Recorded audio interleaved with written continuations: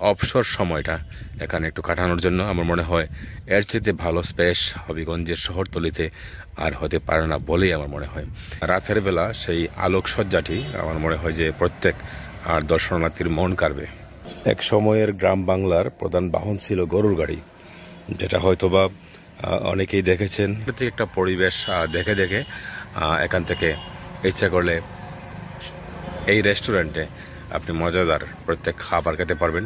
নিম্ন হচ্ছে একটা আমাদের গ্রিন ভিলেজ রেস্টুরেন্টের একটা চা আছে 40 টাকা, এটা হচ্ছে সর্বনিম্ন প্রাইস। আর সর্বোচ্চ প্রাইস যেটা আছে ফ্যামিলি খাচ্ছি 980 টাকা। আসসালামু আলাইকুম ভিউয়ার্স, চলে আসলাম আমরা green village restaurant, Habiganj Lakhai রোডে, কোর্ট স্টেশন এলাকা থেকে রয়েছি ইউনিয়ন অফিস পের হয়ে সামান্যটা গ্রোসর হলেই আমরা দেখতে পাবো এই গ্রিন ভিলেজ রেস্টুরেন্ট।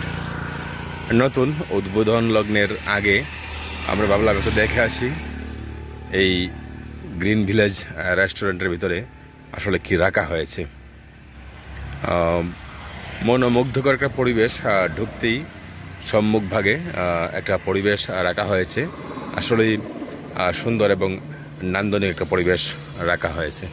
রাতের বেলা পুরো এলাকাটি সম্পূর্ণ আলোকিত হয়ে যায়, যদিও আমার বাড়িতে যাওয়ার রাস্তাটা থাকাতে আমি রাতের সেই দৃশ্যটা, সেই রাতের নান্দনিক সৌন্দর্যটা আমি প্রতিদিনই এখান থেকে উপভোগ করে যাই।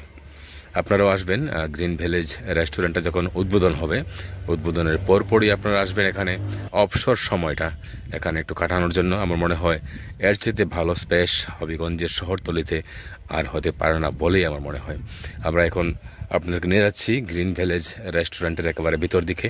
আসলে আমরা দেখে আসি এখানে যে কি কি সৌন্দর্য বা কি কি বসার একটা পরিবেশ আমাদের জন্য অপেক্ষা করতেছে।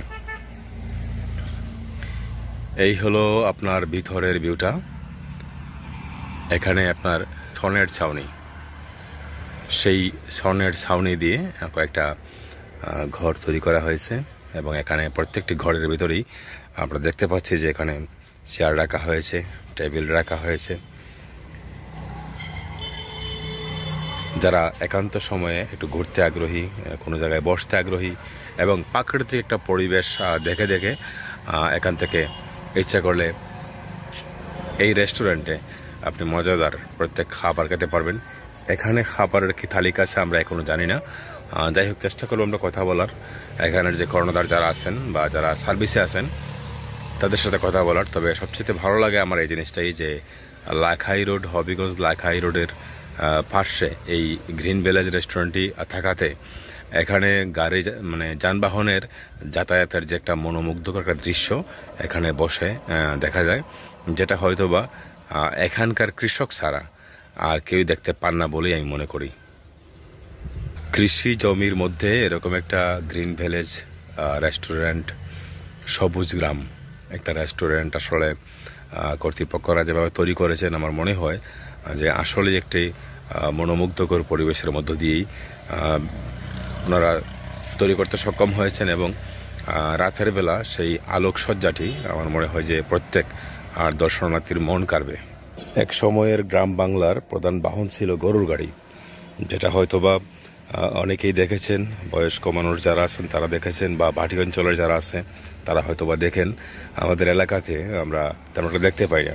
তো সেই ঐতিহ্যকে বহন করে নিয়ে এবং এই ঐতিহ্যকে সামনে নিয়ে এখানে দুটি গরু রাখা হয়েছে মূর্তিমান আকারে এবং পাশেই রাখা হয়েছে গরুর গাড়ি হিসাবে সেই গাড়িটিকে, এবং এখানে বাঁশের বেড়া দিয়ে শুধু ডিসপ্লে করে রাখা হয়েছে দেখার জন্য এবং উপভোগ করার জন্য। আমার মনে হয় যে এই গরুর গাড়িটা দেখলে আমরা প্রাচীন সে সভ্যতায় চলে যাবেন এবং বুঝতে পারবেন যে আগের মানুষরা দিনাপাত করাতে তাদের সেই গরুর গাড়িটা কতটুকু নিত্য প্রয়োজনীয় ছিল এবং গরুর গাড়িগুলো কিভাবে তৈরি করা হতো। এখানে ঢুকলেও আপনারা পাবেন এরকম আসলে প্রত্যেকটা জায়গাতে এরকম ঘর রাখা হয়েছে এবং প্রত্যেকটা রুমে একটি করে ডিসপ্লে আকারে এখানে ছবি রাখা হয়েছে এবং ছবিতে প্রাচীন কার্যগুলা একদম